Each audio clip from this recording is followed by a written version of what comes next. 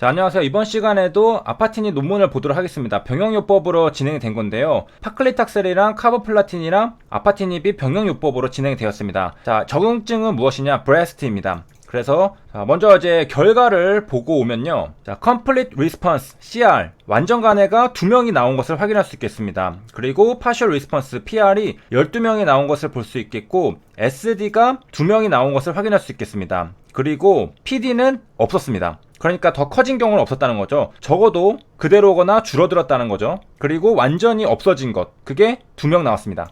자, 그래서 아파티닙을 같이 쓰는 경우에는 완전 간해를 심심찮게 이번에도 또 발견할 수가 있겠습니다. 자, 이 논문은 2020년 11월에 나온 것이고요. 좀 더 이제 제목을 자세히 보면요. 여기에 네오 애주번트라는 말이 있습니다. 네오 애주번트라는 말이 있는데, 자, 이에 대해서 공부를 해보도록 하겠습니다. 두 가지가 있는데요. 네오 어쭈번트라는 게 있고 그냥 어쭈번트라는 게 있습니다. 자, 차이점은 뭘까요? 앞에 네오가 붙었느냐 안 붙었느냐 차이인데, 자, 붙어있는 경우에는요, before surgery입니다. 수술 전에 항암제를 쓰는 게 바로 네오 애주번트 케모세라피라고 할 수 있는 것이고요. 애주번트라는 것은 after surgery입니다. 그러니까 수술 전에 항암제를 쓰느냐 수술 후에 쓰느냐의 차이점입니다. 자, 그러니까 여기 제목으로 다시 와서 보면요, 네오 애주번트라는 말이 있다는 것은 수술 전에 아파티닙, 파클리탁셀, 카보플라틴을 병용으로 사용했구나, 그리고서 수술했구나라는 것을 알 수가 있겠습니다. 자, 여기 보면은 어디에도 수술했다라는 말은 없지만은 요 단어가 바로 수술을 내포하고 있는 의미라는 것을 알 수가 있겠습니다.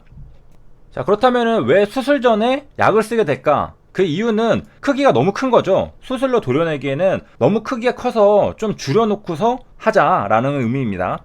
자, 수술 전에 할 수 있는 것은 케모세라피, 그러니까 아파티닙 같은 약을 쓰는 것 외에도 레디에이션 세라피 같은 거, 방사선 치료, 그리고 호르몬 테라피, 이런 것들도 할 수가 있겠습니다. 자, 그러면 이제 수술 전에 하는 이유는 알겠는데 수술 후에는 왜 하는가? 자, 네오 애주먼트에 네오를 빼면은 애프터 서저리죠. 그러니까 수술 후에 항암치료를 시작하는 건데요. 애주번트 케모세라피라고 하면은 수술 후에 항암치료를 하는 겁니다. 자, 이거는 왜 하는 걸까? 자, 의사 선생님이 쓴 블로그 같은데요. 자, 선생님 예전에는 요거 치료 안 해도 된다고 하셨잖아요. 그런데 어떻게 이렇게 재발할 수 있나요? 라고 하면서 글을 썼습니다. 자, 그래서 수술 후에 항암치료를 이어가는 이유는 수술을 했을 때 눈에 안 보이는 미세한 암세포들이 남아있을 수가 있죠. 그렇기 때문에 수술 후에 재발 방지를 위해서 추가적으로 하기도 합니다. 그러니까 수술로 다 도려내서 눈에 보이진 않지만은 혹시나 있을까봐 돌다리도 두들겨보고 건너는 그런 개념으로 보조 항암 치료를 진행하게 되는 거죠.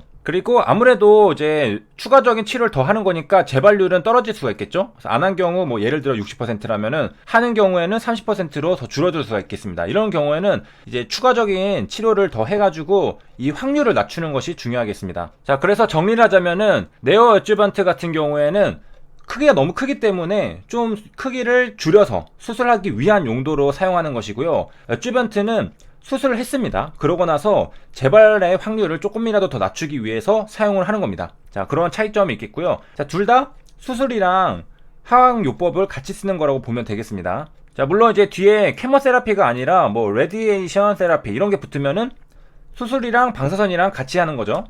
자, 이렇게 해서 네오 애주번트를 정리를 하고 왔는데요. 자, 이렇게 하고서 다시 한번 해석을 해보자면은 수술 전이죠. before surgery입니다. 그때 아파티닙, 파클리탁셀, 카보플라틴을 같이 써가지고 크기를 줄인 다음에 수술을 하는 임상시험이었습니다. 수술을 하는 그런 앱스트랙이었는데요. 내려와서 보면은 CR이 2명이 나왔습니다. 그 다음에 PR이 12명 이렇게 나온 것을 확인할 수 있겠고, 자, 여기 보면요, ORR 같은 경우에는 87%, 그리고 DCR은 무려 100%가 나왔습니다. 자, 이럴 경우에 환자 수는 몇 명이 될까요? CR 2명, PR 12명, SD가 2명이고 PD는 없었습니다. 자, 이럴 경우에 환자 수는 16명이 되죠. 자, 어떻게 16명이 되냐? DCR이 100%라고 했었잖아요. DCR은 여기 CR, PR, SD를 다 더한 게 DCR입니다. 그래서 12 더하기 2 더하기 2 하니까 16명이 나오죠. 그 다음에 ORR 같은 경우에는 87.5%인데, 자, 요거는 SD만 빠진 겁니다. 그럼 한번 계산을 해보면요. 자, SD가 14명이죠. 2명이 빠졌으니까. 나누기 전체 16으로 하면은 87.5%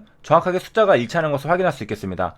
자, 이렇게 해서 환자 수가 잘 안 보인다 하더라도 역으로 계산할 수 있겠고, 자, 여기 위에 올라가 보면요 16개의 케이스가 있다고 했죠. 그래서 이게 총 개수라는 것을 확인할 수 있습니다. 자, 총 환자 수죠. 그리고 이 케이스라는 것은 이제 서저리가 들어갔기 때문에, 자, 16개의 케이스라고 말을 하는 것을 우리가 또 볼 수가 있겠고, 자, 그 다음에 여기 이제 부작용들을 보니까 뭐 아파티님만이 아니라 같이 썼던 병용요법에 사용했던 약들의 부작용도 뭐 다 포함이 되겠죠. 여기 보면요 ALT에 대한 게 또 나오는데, ALT 수치가 상승한 케이스가 있다고 합니다. 자, 이거는 간이 손상되었다라는 것을 우리가 알 수가 있는 지표인데요. 우리가 이제 간 수치 하면은 뭐 AST, ALT 이런 것들 를 이제 많이 볼 수가 있는데, 뭐 빌리루빈도 있죠. 이제 간세포가 파괴가 되면은 AST랑 ALT가 혈액으로 돌아다니게 됩니다. 그래서 정상적인 수치는 0에서 40이거든요. AST도 ALT도 둘 다 0에서 40까지 있어야 되는데, 이게 0이 아닌 이유는 우리 원래 몸의 세포는 죽고서 새로운 세포가 만들어지잖아요. 그렇기 때문에 혈액에도 늘 소량의 AST랑 ALT가 있게 됩니다. 그러니까 이제 아예 없는 것은 말이 안 되고, 이게 문제가 되는 것은 이 정상 수치 범위를 벗어나는 경우, 훅 증가하는 경우, 막 엄청나게 심한 사람은 막 2000까지 가는 경우도 있거든요. 막 우주로 가는 경우가 많은데, 그런 경우에는 좀 심각할 수가 있습니다. 수치가 많이 넘는 사람도 그 논문에서 한번 본 적이 있는데, 그럴 경우에는 보통 이제 운명하시게 되고요.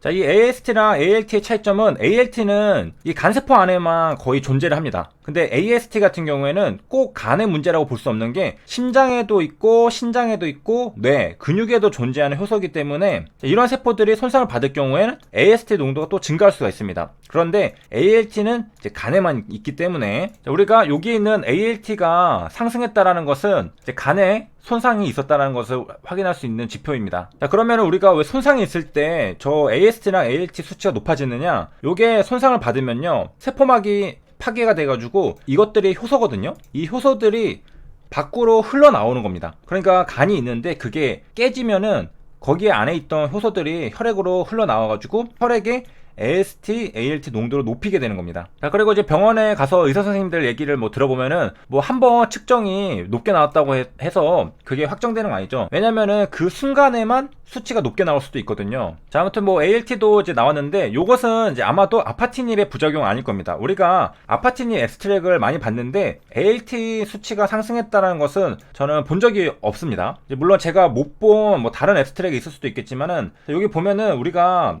아파티닙 논문에서는 잘 보지 못했던 그런 부작용들도 여러 가지 있는 것을 확인할 수 있는데, 아마도 같이 썼던 뭐 파클리탁셀, 카보플라틴의 부작용이 아닐까 생각을 해볼 수가 있겠고요. 자, 결론을 이제 말씀드리면은, 자, 수술 전에 아파티닙, 파클리탁셀, 카보플라틴 병용요법으로 써가지고 이 브레스트를 이제 치료하려고 했었습니다. 그 결과 CR이 2명, 완전 간해가 2명이 나오게 되었습니다. 그리고 오월날은 87.5%, DCR은 100%가 나오게 되었습니다. 자, 여기까지 시청해주셔서 감사합니다.